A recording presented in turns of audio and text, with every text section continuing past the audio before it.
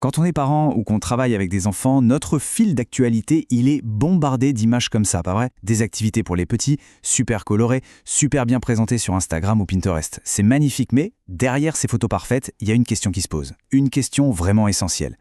Est-ce que toutes ces activités, au fond, aident vraiment les enfants à bien grandir? On a tous envie de bien faire, évidemment, on passe du temps à chercher des idées, mais est-ce que la bonne intention, ça suffit? Et voilà, on touche au cœur du sujet. Est-ce qu'on arrive à faire la différence entre une activité qui va vraiment construire l'intelligence d'un enfant et une autre qui au final va juste l'occuper? Une sorte de passe-temps pour ne pas dire autre chose. Alors pour s'y retrouver un peu, il existe un cadre, une sorte de grille de lecture toute simple mais super puissante. Elle permet d'évaluer n'importe quelle activité pour s'assurer qu'elle est vraiment constructive. Allez, on regarde ça de plus près. En fait, tout repose sur 3 grands principes.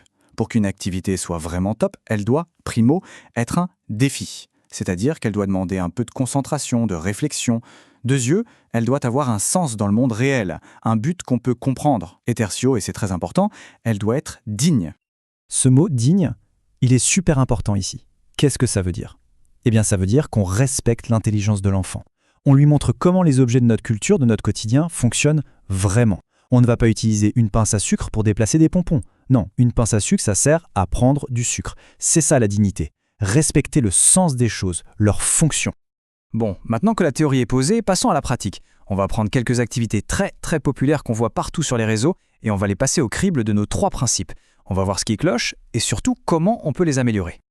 Ah, celle-là, c'est un grand classique. On la voit partout. Un bol rempli de pompons, un autre bol vide et toute une panoplie de pinces différentes. Le but du jeu? L'enfant doit transférer les pompons d'un côté à l'autre. Bon, analysons un peu ça. Alors, si on applique notre grille de lecture, qu'est-ce qu'on voit? D'abord, le sens. Il n'y en a pas, soyons honnêtes. Ensuite, le défi.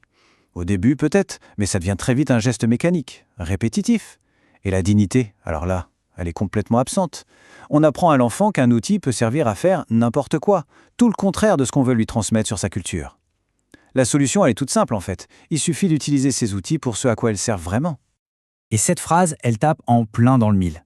Le risque, c'est ça. En proposant des tâches qui n'ont aucun sens, on risque, sans même s'en rendre compte, d'encourager des comportements qui n'ont, ni queue ni tête dans la vraie vie. Allez, un autre cas d'école.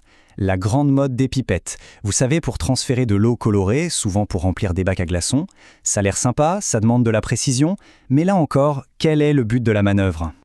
Le problème, ici, c'est que la tâche est complètement artificielle. Personne, je dis bien personne, ne remplit un bac à glaçons avec une pipette. En réalité, c'est surtout une astuce pour l'adulte, pour éviter que ça n'éclabousse partout. L'important, c'est de redonner un vrai but à cet outil.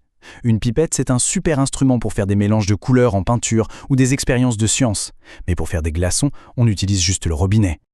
Bon, et celle-là, la passoire et les rubans.